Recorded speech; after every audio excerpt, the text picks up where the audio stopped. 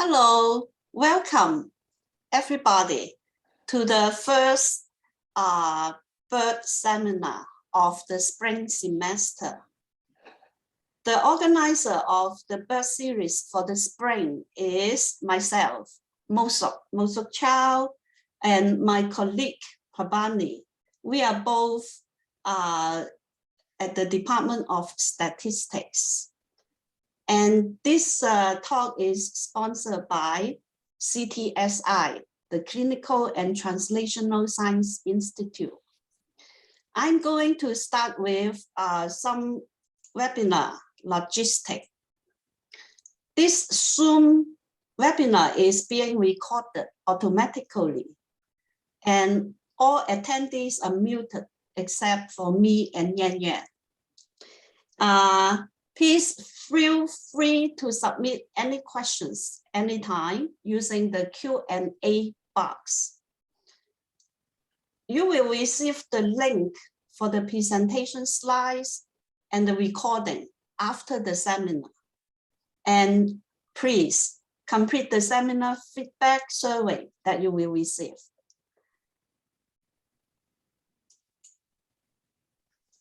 The title for today's talk is Robust and Efficient Estimation under Non-Ignorable Missing Response. And we are really pleased to have Yanyuan Ma to present this talk. Yanyuan is a professor of statistics at Penn State.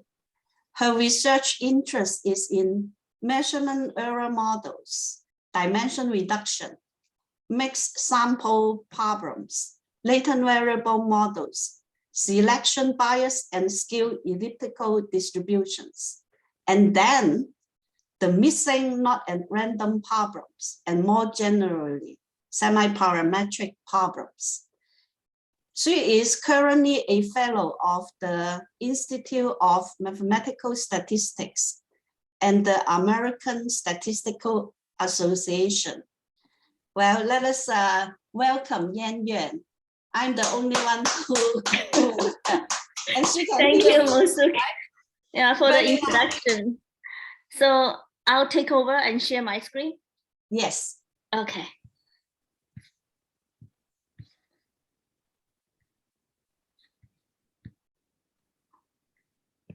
All right, so thank you, Mosuk, again for the introduction. My slides, this page, is it the same as yours, but just less fancy? So let's see if I can make it a full screen.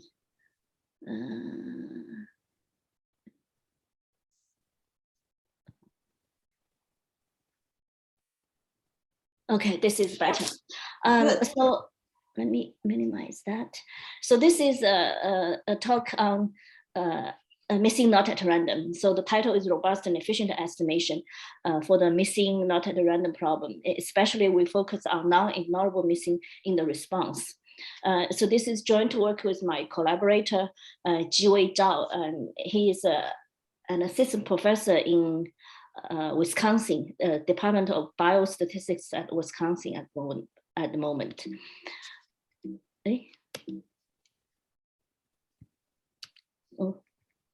Okay, so I start with just a roadmap of what we are going to do.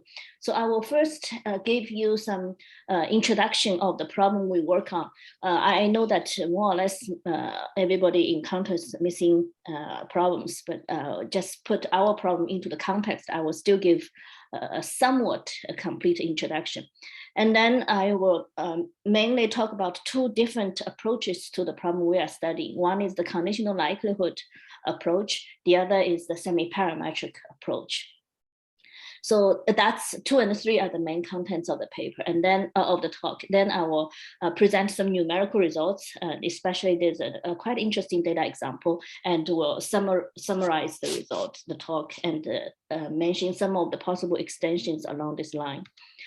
So this is the general problem setting. So we consider a very, very simple situation. We have a regression model. So the covariate of the regression is X, the response is called Y. And in the usual parametric regression problem, you are given the functional form of Y given X, except some parameters in it, beta. So beta is the only thing that is not known in terms of the regression relation. And the data we observe are those pairs xi, yi, I equals to 1 to n, let's say, and those are the IID observations. So this is the simplest regression framework that everybody has encountered. So now the only issue only difference from that, the simplest regression framework is that our response Y can sometimes be missing. So to denote the situation that it can be missing, we use the notation Ri. This is also a conventional thing to do. So Ri equals to 1 if Yi is observed, and Ri equals to 0 if Yi is not observed. So in this case, when the Yi is subject to missing, the observed data can be written as Xi, the covariance. Covariance is always observed, so it's still Xi. And the missing indicator Ri, which is either 1 or 0, and then Ri times Yi. So Ri times Yi, you can see when Ri is 1, it's just Yi. So when Ri is 1, you observe Yi. When Ri is 0, no matter what is your Yi, Ri times Yi will be 0. So the value of Yi will be washed out. So that's it's just a convenient way of representing the data that is actually observed. So for missing response problem, the missingness mechanism, we typically have some assumptions on it. And here, I'm going to talk about one assumption is the probability of Ri equals to 1 given Y and X, given both the covariate and the response, is only the same as probability of Y R equals to 1 given Y. So that means if you actually can observe that response, then the missingness mechanism is just a function of that response. It does not depend on the covariance anymore.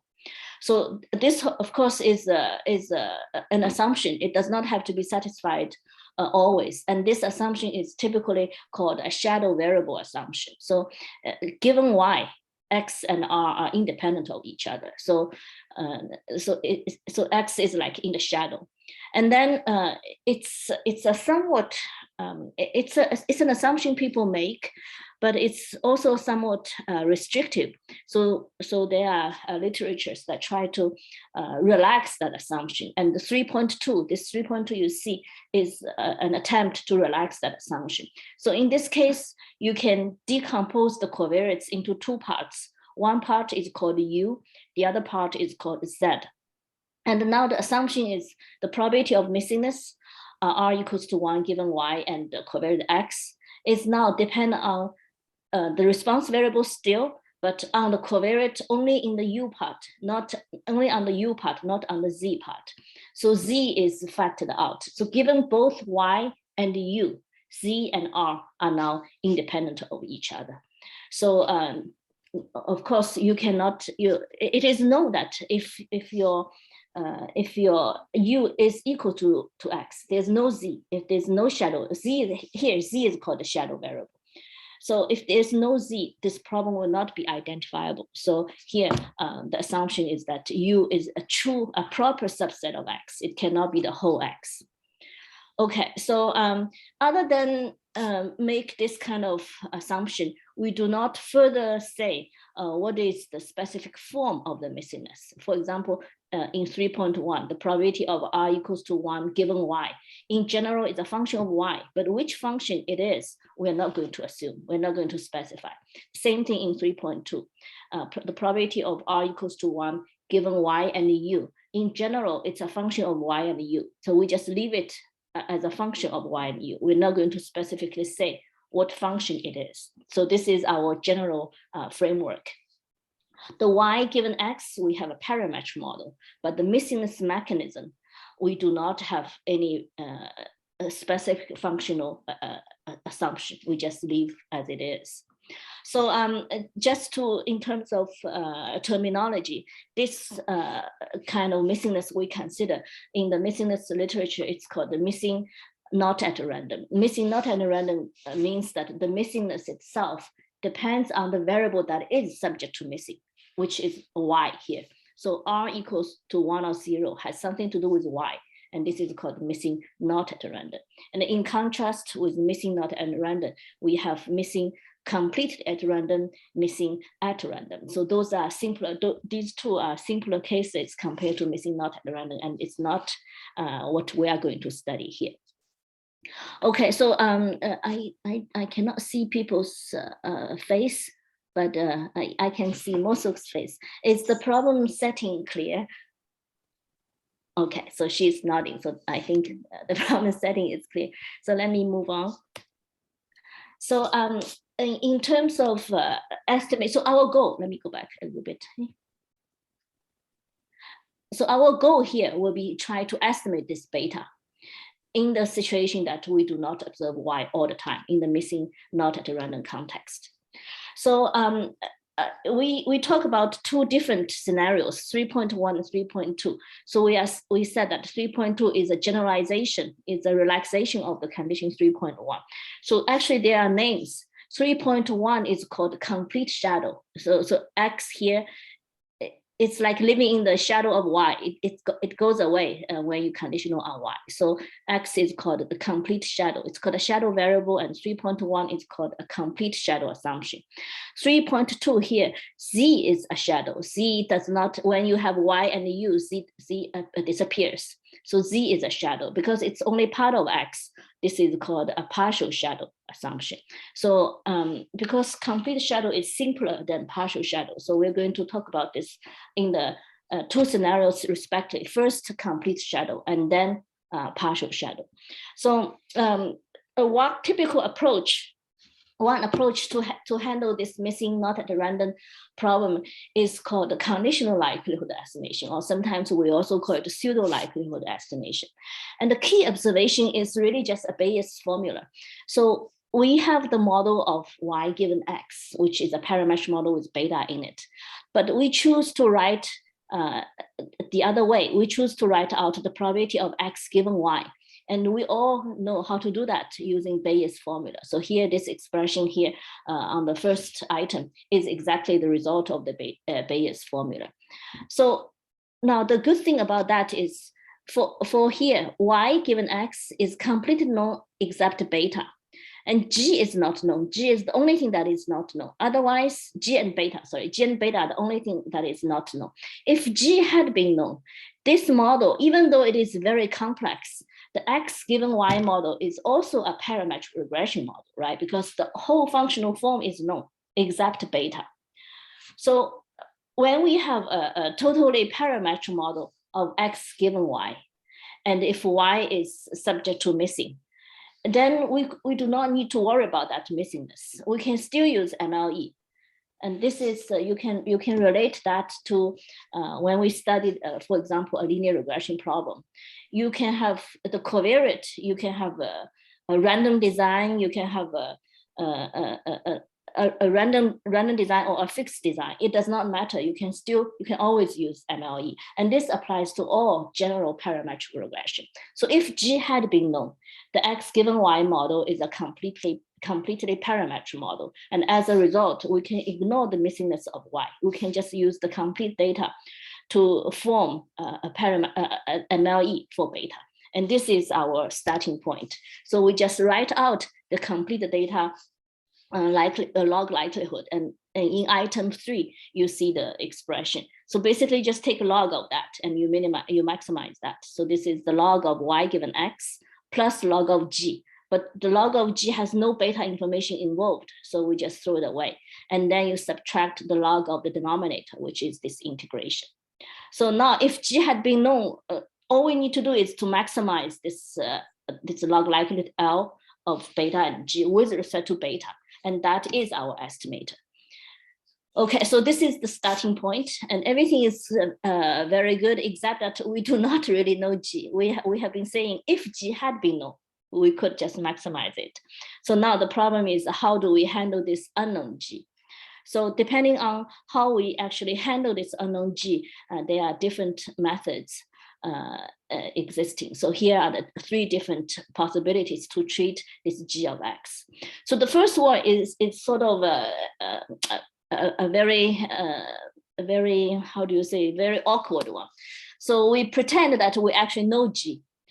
Know G, let's say the truth is G0. So if you know G and you plug in the G0, then you just maximize the log likelihood function L of beta and plug in the G0 in. And that corresponding resulting estimator, we call it beta hat PL0. So PL here stands for partial likelihood. 0 means it's the true G that we plug in.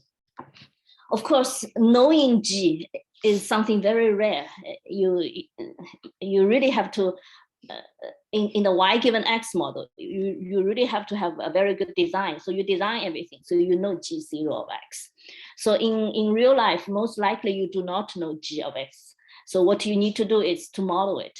You can model it parametrically. Let's say the parametric model is G of X with additional parameter alpha. So this is our parametric model. So in this case, you can, X is not subject to missing, right? And if you know the model G of X with a parameter alpha, you can use MLE to estimate alpha, or you can use whatever method to estimate your alpha. And that alpha, let's call it alpha hat. And then you can just plug in G of X with alpha hat into the conditional likelihood that we derived in on the previous page, and then maximize it with respect to beta. That resulting beta, we denote it as beta hat PL1. Okay, so that one just stands for case 1. And then there's a third scenario. Third scenario is that maybe you do not know enough about your distribution of covariate X, and you do not even want to give a parametric model. So in this case, you see that here in this expression, in the L expression, G only appears in this integration. So we can use the empirical estimator for G. So that means G hat is just the point mass at all those observed xi's, and replace that integration with an average. So that is L beta G hat. And once you plug in this G hat, this empirical estimator of G hat, you can maximize your L with respect to beta. And that resulting estimator is called beta hat PL2. So this is the 3 different treatments to this G function, and resulting in 3 different conditional maximum likelihood estimators: beta hat PL0, beta hat PL1, and beta hat PL2. So you can already see from the description of those 3 methods, the beta hat PL0 assumes the most, right? You know the distribution of X completely, and you plug in the truth. And the beta hat PL2 assumes the least. You do not even put a parametric model. You just use the observed data as mass point to approximate your integration. So the intuition would be that beta hat PL0 is the best, and beta hat PL2 would be the weakest, right? That's our intuition. But the interesting thing that is discovered in the literature, and back in a long time ago, 2003, is that among the 3 estimators, we find that numerically beta hat PL2, the empirical estimator-based method, actually performs better than the beta hat PL1, the parametric model-based method. And then beta hat PL1 performs further better than beta hat PL0, which use the true model itself to derive the conditional likelihood estimator. So this observation, of course, is very much counterintuitive. It's counterintuitive with the same flavor as so-called inverse probability weighting. I don't know if people are familiar with inverse probability weighting, but it's also some kind of a paradoxical phenomenon that people have observed in handling missing at random problem. So when you are treating missing at random problem, you can inverse weight your observation to get the consistent estimator. And the inverse weight, that weight is the probability of not missing. And the probability of not missing can be known, can be estimated. And what is found is that even if you know the probability of not missing, you should give up that knowledge and estimate it. And then when you plug in those estimated weight, it will be better than if you plug in the true weight. So that is what's discovered. That is a counterintuitive inverse probability weighting method. And here we sort of observing the same kind of flavor phenomenon. Okay, so this is the observation. And then if you observe something strange all the time, then you would suspect that maybe it's not by chance. Maybe it is indeed the situation that something there's something consistently happening and it's explainable.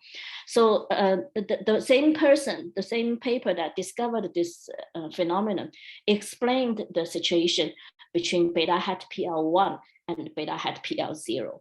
So they actually proved that beta hat PL1 is indeed better than beta hat PL0, better in the sense that it has smaller variability. So both beta hat PL1 and beta hat PL0 are consistent estimators of the parameter beta, but beta hat PL1 has smaller variability than beta hat PL0.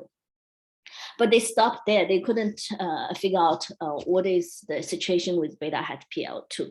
So our question here is naturally, is beta hat PL2 really better than beta hat PL1? Is it something that we occasionally observe based on our problem setting, or is it some phenomenon that is always true? So here is our analysis of those three estimators, especially including the third estimator. So we did the standard asymptotic analysis and find out that we can actually have those three expansions. The first, so those three, those A's are three matrices that are the same. So that's why I just wrote an A without detailing out what is the form of A. And then beta hat PL0, beta hat PL1, beta hat PL2, they both can satisfy those kind of equations. The only difference is on the right-hand side. With beta hat PL0, the expansion is the summation of the DI. DI, again, I didn't write out the form of DI because it's shared among all of those. And then for beta hat PL1, it's DI subtract another term, BG inverse TI.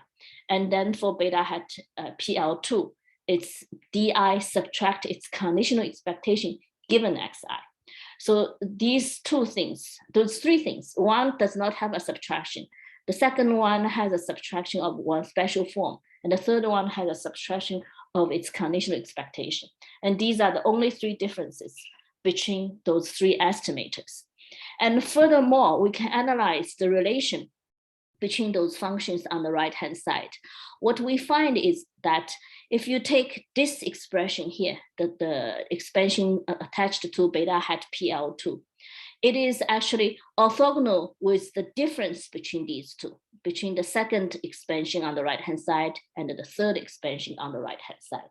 So this is saying that the second expression here can be decomposed into the third expression plus a residual. That residual is orthogonal to this third expression itself.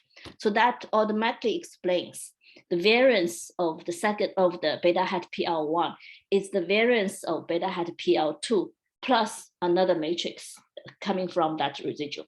So this naturally shows that variance of beta hat PL2 indeed is smaller than variance of beta hat PL1. And the same thing happens when you compare the first and the second. You take the difference between the first and second, that difference is the BG inverse T, and it actually is orthogonal with DI minus BG inverse T. So the first one can also be decomposed as the second one plus a residual, and that residual is orthogonal with the second one itself. So that also explains variance of beta hat PL0 is larger than the variance of beta hat PL1. So combine those results, now we now we have a theorem. Actually, it's not just an observation anymore. So what we find is that indeed beta hat PL0 is worse than beta hat PL1, is worse than beta hat PL2. And the reason they are worse is because the variability is bigger. And in terms of consistency, all three methods are consistent. And that can also be seen from those three expansions. Okay, so that explains the observation of the relative performance of the three estimators. So a natural question is, okay, so if we approximate the GX using empirical likelihood, what we can get is something better. But empirical likelihood, empirical PDF estimation is, of course, a very, very crude way of calculating, of estimating a PDF and calculating that corresponding expectation. So is it possible that if we do the estimation of the PDF better, and as a consequence, we estimated that expectation, that the integration better, we can further improve beta hat PL2. So we are trying to go a little bit further to improve what is already discovered. So that's our question. Now, for example, we can do a very careful non-parametric approximation of this G function. That resulting non-parametric PDF estimation, that's called G tilde of X. So now if we plug in the G tilde into our conditional log likelihood and maximize it to get the corresponding estimator, is it better? So let's say the corresponding estimator is beta tilde, ALT. ALT stands for alternative because it's an alternative non-parametric estimation of G. And the resulting estimator is use a tilde. We use a tilde to represent it. So we were holding some hope that beta tilde alternative is going to be as good as beta hat PL2, hopefully even better. But when we went ahead and performed the analysis, what we find is that this is not the situation. Actually, the harder you work in estimating this G of X, the worse your result is. So what we have is this additional term, this A function. So I wrote down here, what is this A? But at this point, what is this A is actually not very important. The important thing is what we have is the original term plus an additional term. And that presents the presence of this additional term is actually satisfying the relation that this will generate a term that is orthogonal to what you already have before. So by working harder in estimating G, you get an estimator that is worse than if you have just used the empirical likelihood estimator. So this is very, very discouraging. It says that maybe the idea of conditional likelihood is at the limit now. So you can, the only thing you can play with is this G. You do it, you use the known information, you use the parametric information, it's all worse. So you are only left with the non-parametric version. So now we do it more carefully. We end up worse than we do it casually with empirical PDF. So this seems to put an end on the conditional likelihood estimation. So if you want to further improve the estimation of beta, you have to totally give up the conditional likelihood approach. You have to go a complete different way. So that seems to be what is needed. But before I go further to talk about the other method that is not conditional likelihood based, let me complete the story about the conditional likelihood estimation by talking about the other part of the model, which is the partial shadow model. So maybe you have forgotten what is that model. So that model, the y given x model is the same. And the only assumption is on the missingness. The missingness now does not only depend on y, it also depends on partial x. That partial x is called u, and the part that it does not depend on, which is named z, is called the shadow variable. And because u is part of x, this is called a partial shadow model. Okay, so this is our assumption. And in this assumption, under this partial shadow assumption, the conditional likelihood estimation goes in a similar way. So we before we were doing X conditional on Y. So we are doing the shadow variable conditional on what is not shadow. So here we do the same. Here shadow is Z. So we consider Z given Y and U. So Y and U are both the non-shadow part. So we again use the Bayes formula to write it as G of Z given U and F given Y, F of Y given Z and U, which is X. And then we integrate out this Z part on the denominator. So that gives us probability of Z given Y and U. So the rest is very, very similar. So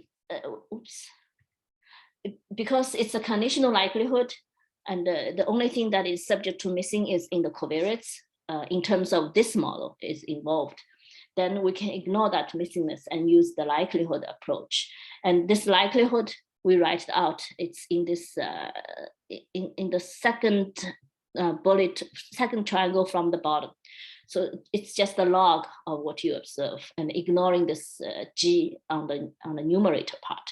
So this is the function which we call L of beta and G, and it's the function we maximize in order to get beta. And then we also have 3 ways of handling G. In this case, it's GC given U, not just G of X. And those 3 different ways of handling it also corresponding to 3 different estimators of beta. The non-G part is still called beta hat PL0. The parametric G part, G result is still called beta hat PL1. Now you do not have the empirical likelihood method anymore in general when your G is a conditional PDF. So here we distinguish 2 different scenarios. One is when your U is discrete. So when U is discrete, then you can still use the empirical method in each strata, in each stratum determined by the U value. So this is simply computing this integration using empirical likelihood method fixed on this specific stratum where U is UI. So this is the expression.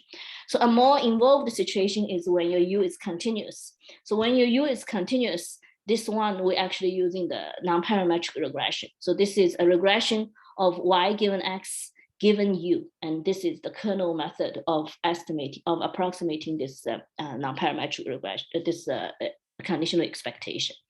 So you could, of course, using some other non-parametric regression method, using spline, using whatever machine learning method, that would be fine. So, and then once you plug in various estimation of G hat, we get our beta hat PL2.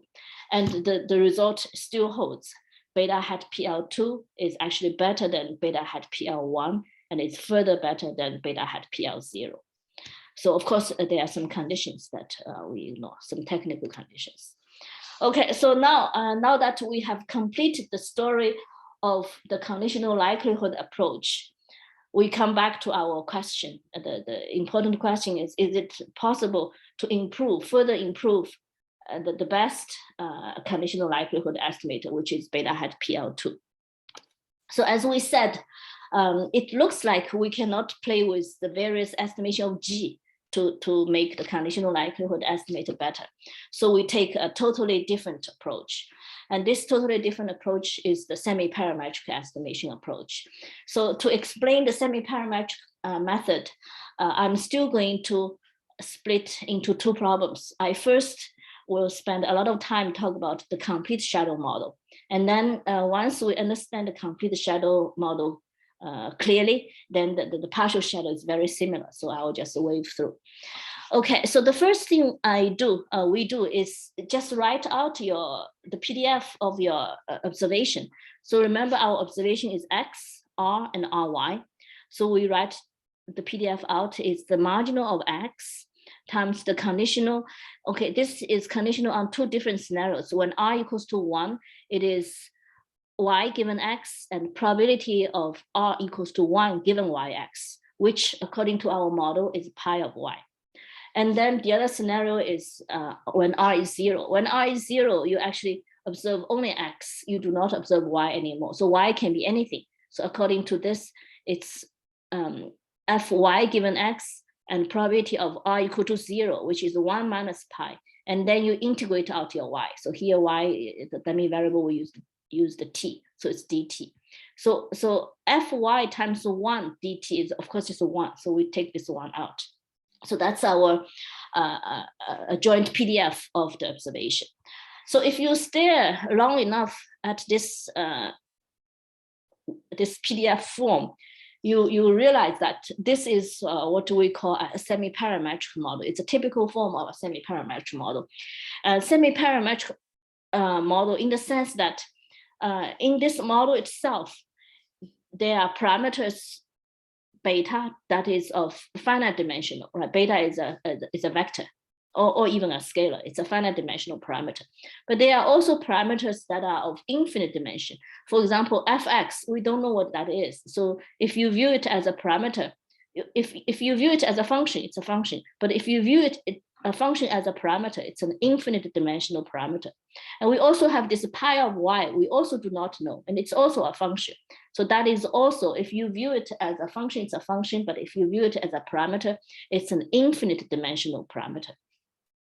So for a model that contains both finite dimensional parameter and infinite dimensional parameter, and our interest was in beta, right? Our interest was to estimate beta, but your interest is only in a finite dimensional parameter.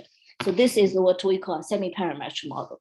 So here, clearly our parameter of interest is beta, and these two additional parameters that are infinite dimensional are our nuisance, and they are fx and pi. So these are those two functions, or in other words, these are the two nuisance parameters, infinite dimensional nuisance parameters. So for semi-parametric model, there's a very well established literature on how to analyze it, and you can derive. So for parametric model, we know that MLE is it's going to be efficient. Now, for semi-parametric model, there are similar results. You can derive something called efficient score. So efficient score will allow you to form an efficient estimating equation. So just by summing up those efficient score equal to 0, and you can solve for the parameter beta. And that corresponding beta is like the MLE, is going to be the most efficient estimator among all the consistent semi-parametric estimators. So based on those general theorem, so what we did is we proceed and try to derive in this particular model what is the efficient score. And the efficient score turns out to have this form. And if we take a close look at it, this is R times F beta. F beta is the derivative of Y given X with respect to beta. So the first term is really R times D of log of Fy given X D beta. So it's really like R times the score function. And then the second term is actually the score function coming from the second term, term in the curly bracket here. So SEFF stands for the efficient score, has the form of the score function itself, but it needs to subtract something else. So this is the difference from a likelihood method. You need to subtract something else, which is a projection of your score function itself to a space that is related to the fact that we also have nuisance functions in this model. And so this is the effect of the nuisance function. So now the tricky thing is to describe what is this projection part. So everything else is okay. So R, you know what it is. Pi, you know what it is. Fy given X, you know what it is. But there's also a function B. And unfortunately, this B does not have a closed form solution. I cannot write out By equals to something. So the only way I can describe this B function is that By solves this integral equation here on the bottom of this slide here. So the detail is a little bit involved, but the important thing is that this is an integral equation that the B function has to satisfy. So once you solve this B function, you plug it into this expression here, you will get your efficient score. So so this is the description of the efficient score. So now, if I know everything, if in the last integral equation here, if I know everything else, I can solve for my B. This is a mathematics problem, right? If I have a well-defined integral equation, I can solve it to get this B of y.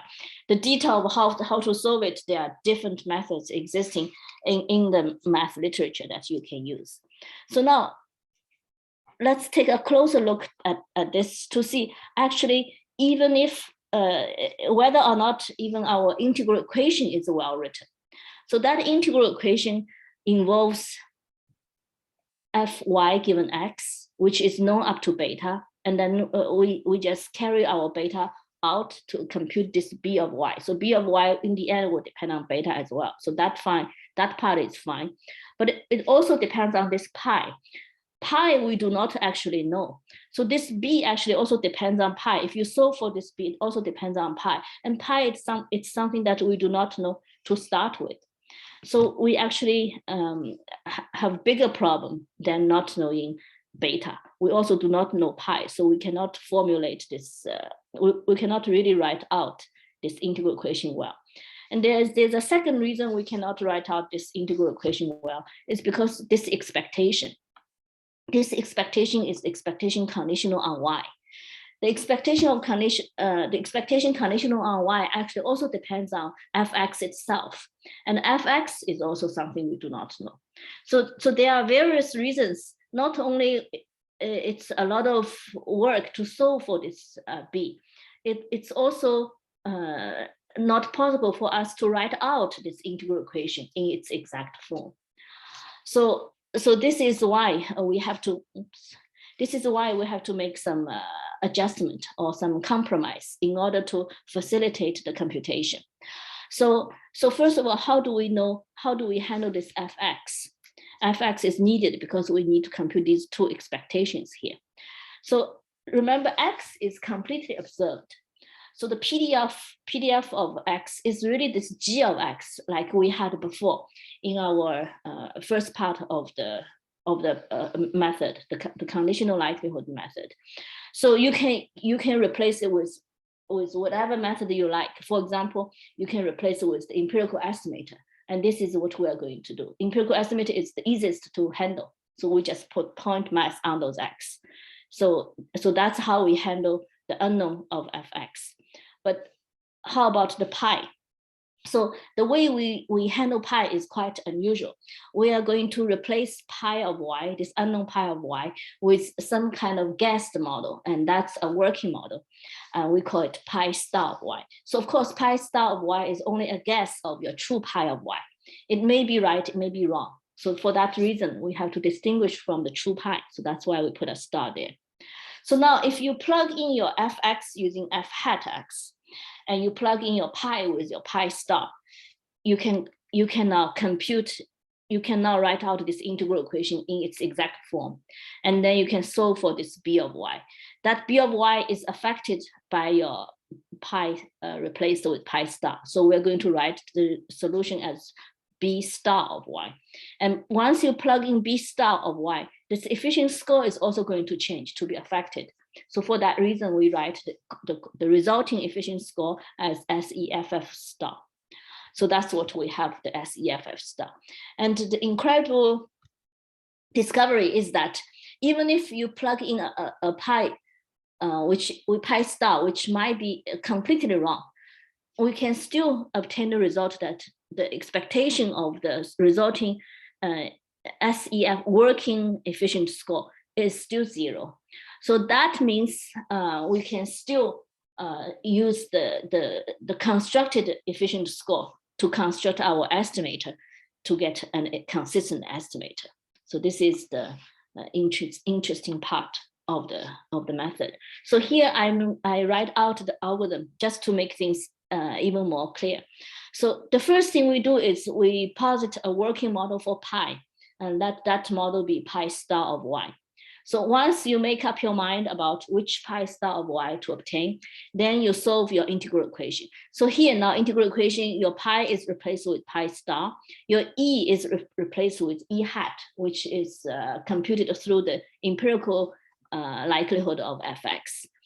And so this is now a completely well-defined integral equation, and you solve it to get your b hat star of y. Star reflects the effect from pi star, hat reflects the effect from e hat. And then you insert your b star hat into your efficient score expression to get SEFF star. So this is the SEFF star here. And here is the detailed form. And then once you construct your SEFF star, now you can solve for your efficient score generated estimating equation equal to 0 to obtain beta hat. And this is the complete procedure. There's no iteration involved. You just do 1, 2, 3, 4, and that's it. So what are the properties of it? So we study the asymptotic property of the resulting estimated beta hat. The result is that no matter what you choose for your beta star, you can always have a consistent estimator, and your estimator is always going to be root n rate. And we can also write out the corresponding variance covariance matrix. It has the classic sandwich form. The A is given here. A is the derivative of your efficiency score with respect to beta. B here. So B here is something interesting. Usually B is the variance of your efficiency function, of your estimating function. So usually B is just the variance of SEFF star. So here it's not. So here we have variance of SEFF star with something else, which is called H of X. So this is an additional term. And this additional term appears because we have not treated Fx properly. We have replaced Fx with its empirical estimator.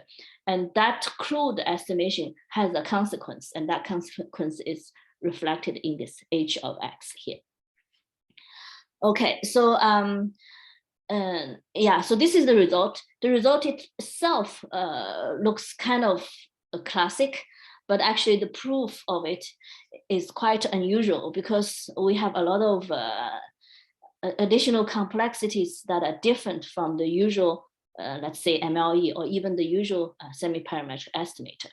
So we have to handle the implicit expression of B of y. By of y is a result of an integral equation. And we also have to handle the empirical f of x. And these two things handled together actually caused a lot of trouble. So we have to go through, rely on some linear operator theory in order to push forward the result, the analysis. Okay, so but I'm not going to consider the details. So let me just talk about some additional considerations that arise. So one is that you can adopt a special case, pi star of y equal to 0. So pi star of y is the probability of not missing. Normally you cannot have pi star y just equal to 0. So that means you always miss, you never observe. But actually you can do that in our method. And once you plug in pi star y equal to 0, the method actually just degenerates to the conditional likelihood method that I talked about at the beginning. So, and the other observation is that if your pi star y happens to be the true pi of y, then in that case, you do not need to using fx, you do not need to use the empirical likelihood. You can just misspecify it. The result will still be consistent.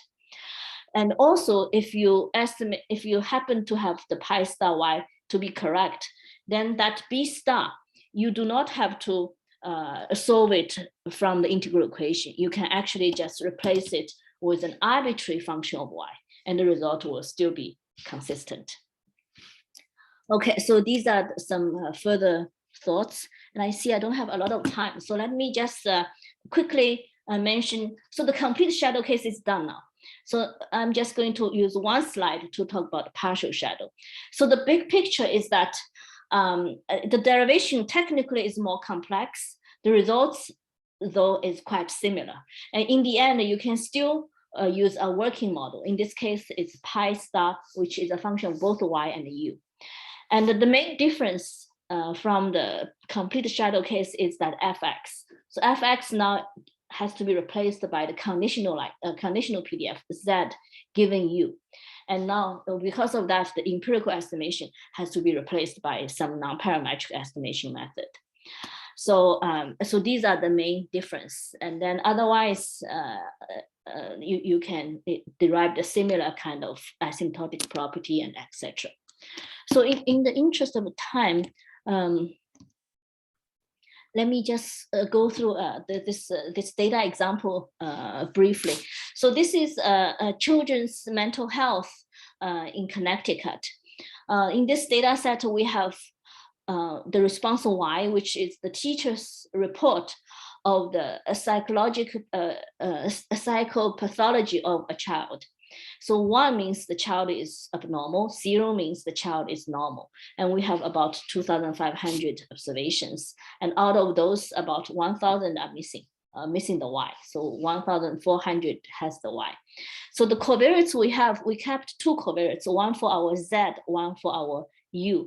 Z here is father, so that is a binary variable. It indicates whether or not the household has a father figure. So 0 means the father figure is present in the family. 1 means the family does not have a father figure. So it is known that there are some existing literature that indicates that the variable Z has something to do with the children's psychopathology. So that's why we included it. And the other variable we included is the general health situation of the child, which is U. So U is 0 if the child is in general a healthy child, and 1 if the child is unhealthy in general. So here, our assumption is the Z, with the notation you can already see that the father figure is a shadow variable. So that means, so we are assuming that the probability of missing, given the teacher's report, given the child is psychologically healthy or not, and given the child is in general healthy or not, does not further depend on there's a father figure in the family or not. So whether or not, how likely the teacher fills the form can depend on the children's health situation, but it's less likely that it further depends on whether or not the family has a child figure. In fact, the teacher may not even know that the family has a father figure or not. Okay, so under these assumptions, we used several models. First of all, like I said, father is the shadow variable, and whether or not the father figure is there, given the general health, we assume it's a logistic regression model.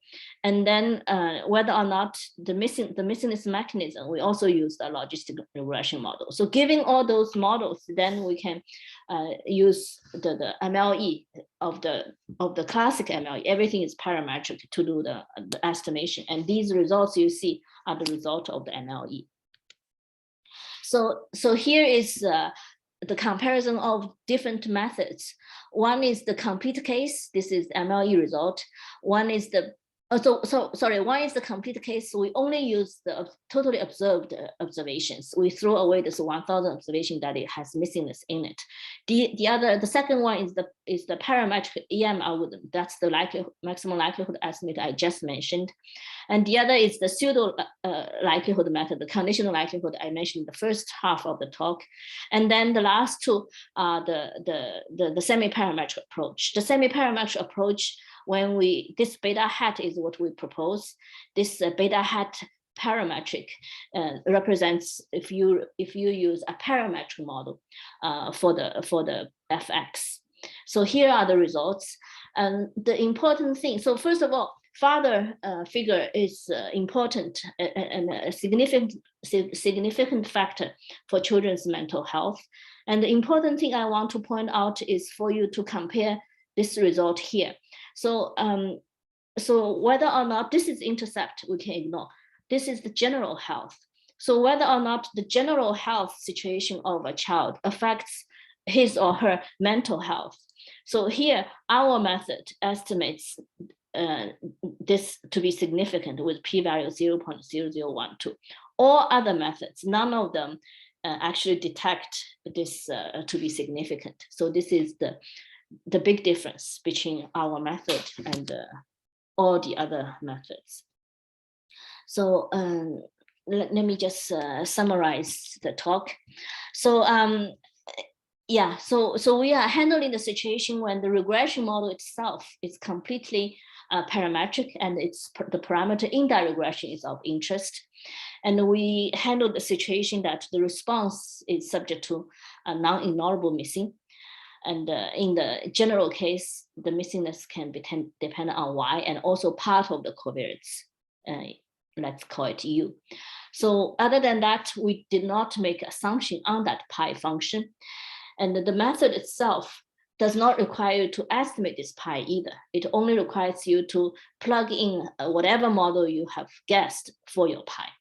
So of course, in practice, you can imagine if you plug in a pi that is a pi star that is very close to true pi, you might benefit. Otherwise, you might lose some variability, efficiency.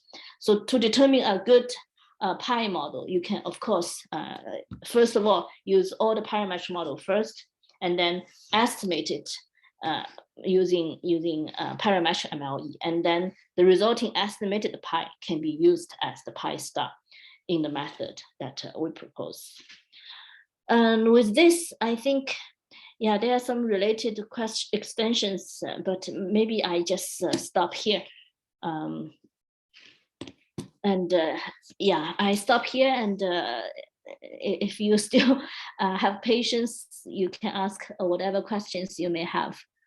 So let me, should I stop sharing also? So yeah, let me stop sharing. Yeah, okay. Yeah, I have a quick question. Yeah. Like if there's a lot of missingness in the problem, do you think like your proposed method will be more suitable or less suitable? Like this result is in general for all kind of missingness. So as long as the framework falls into this the model framework that we discussed, our method is guaranteed. Okay, it's not guaranteed to be efficient because we use the pi star. But if you propose, if you can come up with a good pi star to plug in, then the method will be efficient. Nothing can beat that. So yeah, so I think it does not really depend on how big is the missingness. So how close pi is to 1 or pi is to 0. The method would always apply. So it will work all the time. It will work all the time, yes. But compared to other methods, like compared to, yeah. So yeah. So maybe I should share again. So compared to other methods, if you can have a good pi, our method is always the best, regardless of your pi value is close to 0 or close to 1. The tricky part is to come up with a good pi. And here on the last page, we give, on the second last page, we give one way of doing that. But maybe you can have some other more careful way of how I'm going to. I don't know how to go back to our slides. Yeah, so yeah, so I think you should always, if you don't mind doing the computation, you should always go with our method, and you should put your effort in find a good pi. So a big model of pi, a very, very flexible model pi, first parametric flexible model pi, and then use the parametric MLE to estimate the parameters in pi, and use the resulting flexible model pi to plug in as the pi star. So I think that's probably the best thing to do, regardless your true pi is close to 0 or close to 1. Yeah. So we have a question from the audience. Let me see how. Very nice talk. Thank you. That is what the audience said. Okay.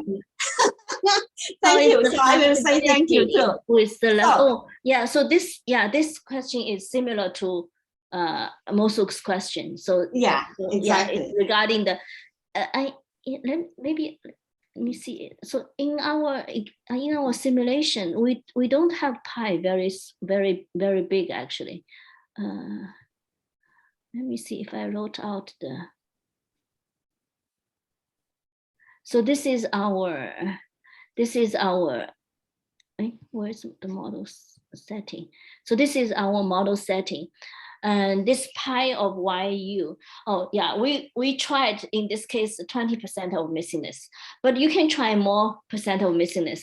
It's of course the more missingness you have, the harder the problem is, but it's harder for all methods. Mm-hmm. So given a particular setting, our method is supposed to be the best method because all you need to do is to figure out a good pi to plug in. Okay, great. Thank you. Thanks a lot. And okay, so thank you all for coming. Have a nice evening. All right, thank you. Yep. Bye-bye. Bye. Bye, Mosuk. I only see you. You only see me, yeah. Yeah, okay. Webinar is weird. So I will end the webinar now, right? Okay, yeah. Okay. Bye. Okay, bye.